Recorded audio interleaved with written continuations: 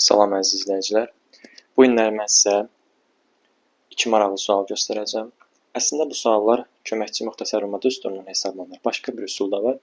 Amma sizə rahat olsun deyə mən sizə qısa bir yol öyrədəcəm. Düzdür, bu yol biraz əzbərçilik olsa da imtahanda uşaqların çox işinə yarayacaq.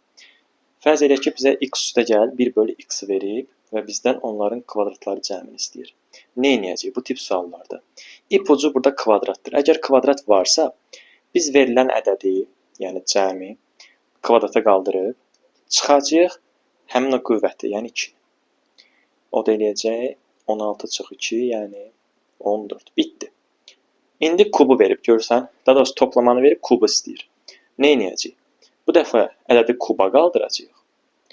Çıxacağıq nəyi? 3-ü və əlavə də vuracağıq həmin o verilən cəmə. Kubda əlavə ədədə vururlar. O da olur 64 çıx 12, yəni 52.